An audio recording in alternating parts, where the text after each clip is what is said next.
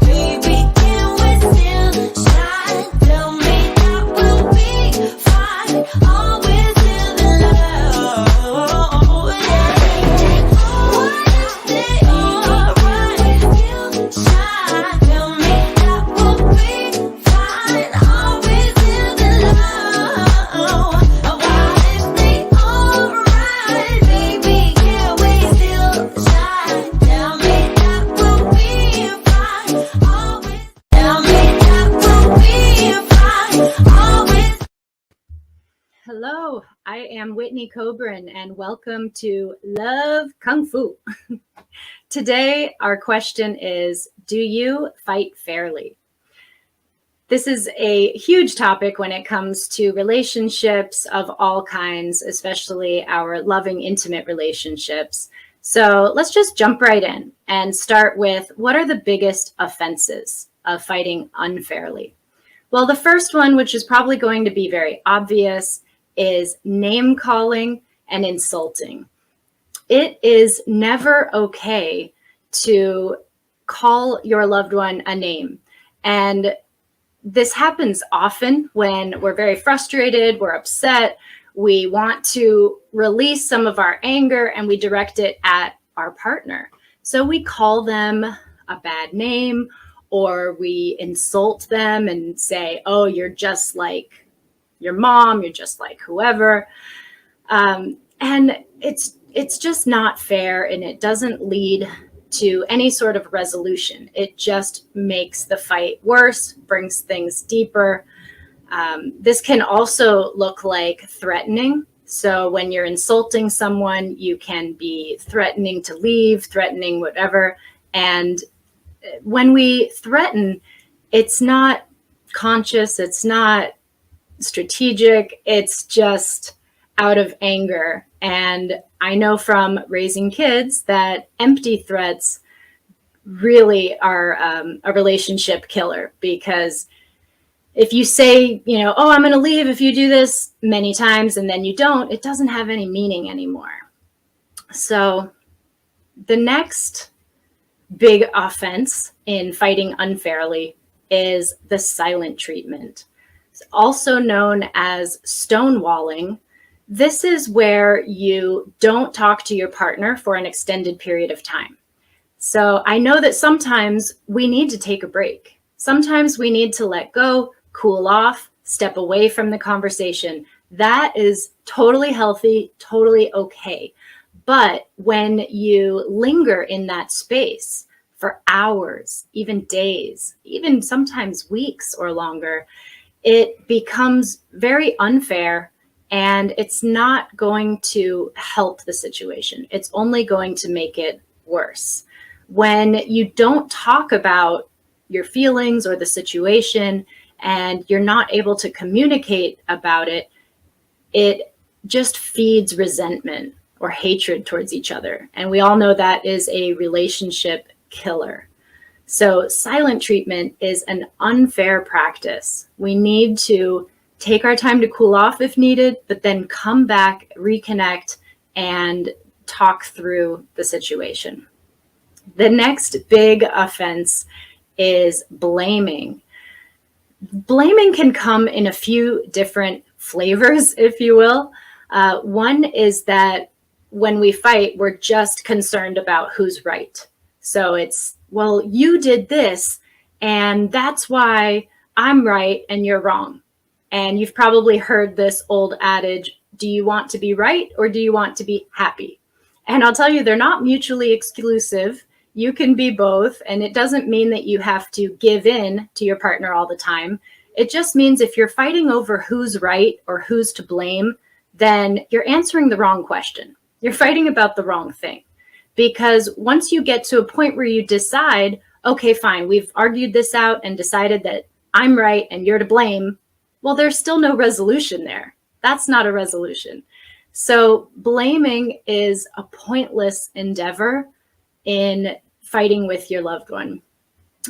Blaming can also involve fighting over these little details and nitpicking, and usually that will just go over the other person's head. Like if somebody, let's say partner was supposed to come home and bring milk and they forgot it. Well, are you going to fight over, well, I was at this store and then they didn't have it, and then I went to this one and then I just totally forgot? And it doesn't matter. The fact is, the person that you didn't get the milk for feels bad, and that's what you want to fight over, and that's what you want to communicate about is, I feel sad and disappointed that it wasn't done. And it doesn't matter what the reasons are. So when we find ourselves nitpicking over these little details and deciding who's right, who's wrong, who's to blame, who's not, it just doesn't lead us anywhere good. Another thing about blaming is when you point the finger at someone else and say, you are doing this or you did that to me, it will always trigger defensiveness. So think about it. If someone was blaming you for something, your knee-jerk reaction would be to defend yourself, to come back and say, no, I didn't do that, or no, I didn't mean it, or that wasn't my intention. And when we start to defend, then it becomes defend, offense, defense, offense, defense, and that's how we escalate fights, and leads to the next big offense, which is yelling. Yelling is not helpful in relationships. So I know that there are some people out there who speak loudly, they're boisterous, they yell all the time easily. I know when I spent a year living in Italy, before I understood the language, I thought everyone hated each other in the family. Turns out they were just loud people that yelled everything, including pass me the salt. So yelling is a tricky area, but what you really want to do is be able to communicate levelly. And you know this because you've all had, I know I have, we've all had those fights where we begin to yell. And usually what happens is one person gets upset and they start to yell, and then the other person wants to be heard over them, so they start to yell, and it just escalates like so. So I'm going to also give you some tips. So I'll give you some tips about how to avoid yelling. Number 5 of the big offenses is avoiding conflict. So part of fighting fairly is being able to talk about things, being able to bring things up. Because when we avoid conflict, resentment builds. And I love this photo because it's her trying to avoid conflict, but what she doesn't realize is she's actually escalating the conflict by not participating. And this is something that a lot of people do when they've been conditioned to become a people pleaser.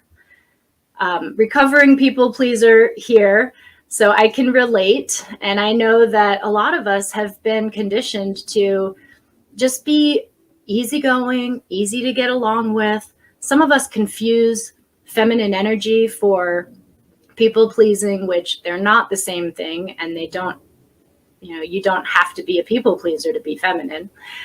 But many of us will just go along to get along. And what happens though is you end up feeling unheard, unseen, unappreciated, and like you don't have a voice. And many people who end up in that type of role in the relationship, they blame their partner and say, oh, well, my partner is so demanding, so controlling, so unfair. But what they don't realize is that communication and relationships are a two-way street, and that you're also partly to blame because you're allowing this behavior. You're continuing this behavior. You're not learning how to speak up in healthy ways and get through conflict.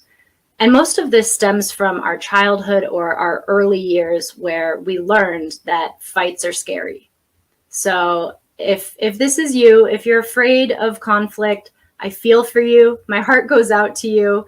It's understandable, but I also hope that you will learn better ways to communicate and take some steps to be able to bring up situations that are difficult and talk through them instead of just shutting down and avoiding all conflict. So there are the top 5 big offenders when it comes to fighting unfairly. So now I'm going to give you 5 tips on having healthy communication, having emotional maturity, and being able to work through things that come up in your relationship. So number 1 is speak for yourself. This is so important. And I teach all of my clients these scripts and tools where you focus on sentences that start with I, because you can only speak for yourself. You're only in your own body, in your own feelings, in your own thoughts. And that's where we need to start when we have a conflict that comes up. So you want to speak about what you feel and what you need. So you say, I feel sad when this happens, and what I need is whatever it is that you need. And that will help bring resolution to the situation. When you say, I need this, then you are able to tell your partner what it is that will make you happier. And your partner is then able to come back and take care of that. Be your hero. And if it's more complicated than that, at least you have an open dialogue and you're able to negotiate and compromise and work through those things. But what's not fair is to tell another person how they feel or how to feel, or make assumptions about what they're thinking or what their intentions are. So when we say, you always do this, you are sticking up for him and not me, and you, we're escalating the fight. We're yelling, we're blaming, we're not speaking on our own behalf. So when we can focus on just talking about myself, I feel this, I think this, then we're able to move through the conversation without triggering their defensiveness and then starting that back and forth battle. And that leads to the next tip, which is to be curious. So instead of telling your partner what they think and what they're doing and telling them all about them and saying, well, you're this and you're that and you always do this, instead of that, I want to challenge you to be curious. Ask questions. So if you think you know what's going on with them, instead of telling them what's going on with them, ask them. Say, are you feeling this? And let them explain and talk through it. Or you could say, were you thinking this when you did that? So instead of just assuming you want to be curious and ask questions. And when it comes to asking questions, you want to even ask the hard questions. So this is, this will come up sometimes, and it comes back to avoiding conflict. So instead of avoiding conflict, it's important that we're able to open up and ask the hard questions. And when we're curious, it also creates more opportunity for intimacy. So with these tips that I'm giving you about fighting fairly and having more emotional maturity, they're ways that we can turn conflict into an opportunity for more connection, more love, more respect, and more connection. So by being curious and finding out more about your partner, you can create a safe place for your partner to be vulnerable and honest. And when you accept them in their vulnerability, that's what creates intimacy in your relationship. The next tip is to be accountable for yourself and take responsibility for your own emotions. And I'm talking to both men and women here because we all have emotions. So if you get angry, take a minute to cool off. We live very stressful lives these days, and everyone's bound to get overwhelmed sometime. Everyone's bound to feel strong emotions, to get upset. But what we don't want to do is to make the other person responsible for that. And we see this all the time. I see it in all kinds of movies and TV when couples are fighting and they say, you make me crazy. Well, you need to take responsibility for your own emotions. You say, I feel crazy. I feel crazy when this happens. Because again, when we say you and we blame someone else for something, then we just trigger their defensiveness, and then the battle starts back and forth. So when we can take responsibility and accountability for our own emotions, we're able to continue the conversation towards a resolution instead of just getting so mad that we blow up and leave. Another thing is that with the stressful life that we live, a lot of times people don't take the time and effort to de-stress. You know, if you are one of those people that you know that you should be doing yoga, or you know that when you do meditate, you feel better, or when you were speaking with a coach or a therapist, things were going better. But then you get out of the habit and all of a sudden you're just work, stress. And then you bring it home and then you take it out on your partner. And that's just not fair. It's not fair for you to take your stress out on your partner. I see this a lot with single women too, where they are carrying the world on their shoulders. They're taking care of themselves, sometimes kids, the house, the bills, the work, and they're overwhelmed. And again, it's really important that you learn to de-stress. It's really important that you build time into your life to let go of pressure and stress, relax, have fun, dance, enjoy yourself, whatever it is that works for you. And it's important that if you don't know what de-stresses you, that you find out.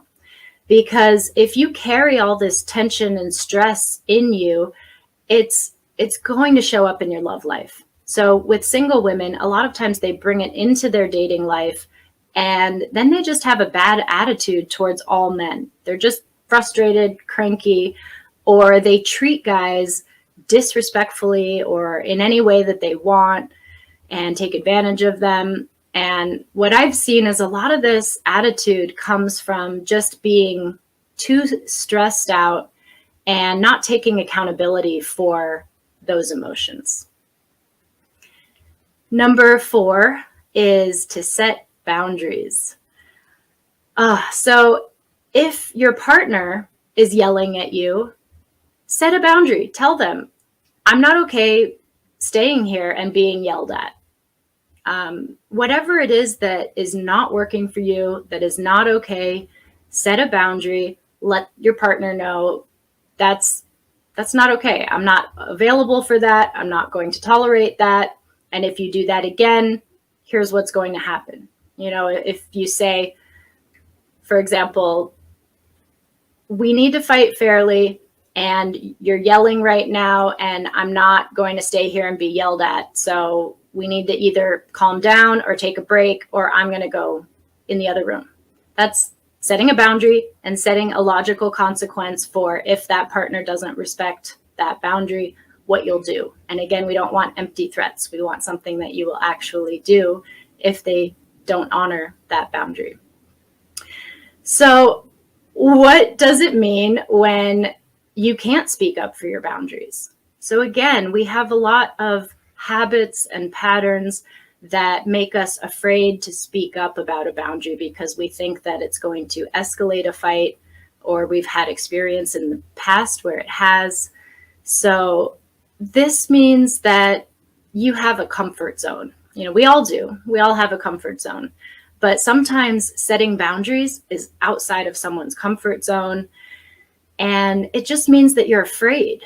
You know, it's something that scares you. So that's okay. It's understandable. But if you want a different result than what you're currently getting, then it's going to be imperative that you learn to step outside of your comfort zone, to do things that are going to feel uncomfortable. And I was just having a conversation with one of my love coaching clients about assertiveness, because she is one of those people that has always been a people pleaser, who has always felt that she doesn't have much of a voice, stemming all the way from childhood. And I told her, you don't have to think about being assertive as some big, huge goal that's outside of you.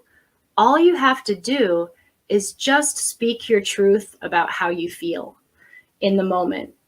And that's not nearly as scary, I think, as, oh my gosh, I have to become an assertive person. I'm not an assertive person. I know these other people that are very assertive and maybe even borderline rude and demanding and controlling, and that's not me, and I don't want to be that. So if you're someone that's afraid of speaking up, of setting boundaries, then I encourage you just to think of one small step that you can do, which is, I feel whatever. So if someone's yelling at you, you don't necessarily have to come at them and say, you can't yell at me and I'm being assertive and I'm taking a stand. I mean, you can, you absolutely can.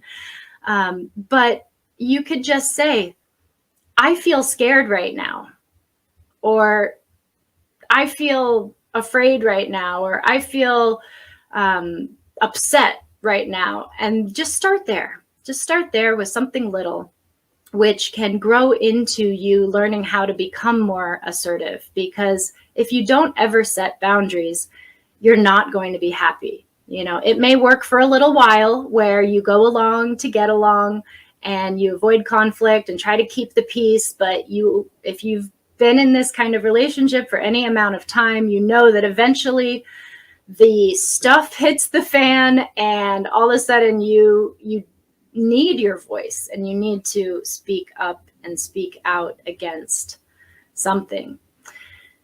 All right. So finally, number 5 of our healthy conscious communication tips is work together. If you're in a relationship with someone, or even just dating and getting to know someone, keep in mind that you're both there for the same reason. You both want to be in a loving relationship. You want to feel supported and respected and loved by your partner. So you both have the same goal here. So it helps to think about that there's me, there's you, and there's the relationship. And sometimes when we get into a fight where it's about me versus you, it becomes a battle. But if you bring in this idea of the relationship, so instead of just fighting over what I think, what I need, what I said, what you think, what you need, you can bring in the idea that what the relationship needs. And that's when you guys can really come together and work together. So again, with the simple example of, let's say a partner was supposed to come home and bring milk. They couldn't find it or forgot, and the other person was upset when they got home. Well, instead of arguing over who was right, who was wrong, who did what, why it happened, which just won't get you anywhere, it doesn't matter. It's important to just say, well, what the relationship needs is for us to come back together to a loving, connected feeling. And so by speaking up and saying, I feel disappointed that it didn't happen. And then the other partner says, I'm sorry you feel disappointed. You know, I definitely didn't mean to disappoint you or hurt you. You know, I love you. Let's go out and get it together. You know, the ultimate goal with any fight or argument or conversation or conflict, the ultimate goal is to come back together in the end. You know, you're on the same team. You're not opposing sides of a war that need to conquer each other. And I know this is a big concept that can sometimes take quite a long time of self-discovery to uncover your own patterns and figure out ways to work around them and adopt these new healthy patterns. But I do also know that it's possible for anyone to improve their communication skills. So I hope this was helpful for you. Again, I'm Whitney Coburn, and I am a love coach. I help women to love themselves, love their lives, and have lasting, happy, loving relationships. Right now, I have a course I'm offering called Conscious Communication for Women, How to Talk to Men to Get What You Want, where I cover all of these topics and much, much more in depth, in detail, with practices to help you learn to adopt these new, healthier patterns so that we can finally have the relationships that we want to have. So check out my website, whitneylovecoach.com, or just call or text me at the number on the screen. All right, thanks so much. And you can catch my show every Tuesday at 11 a.m.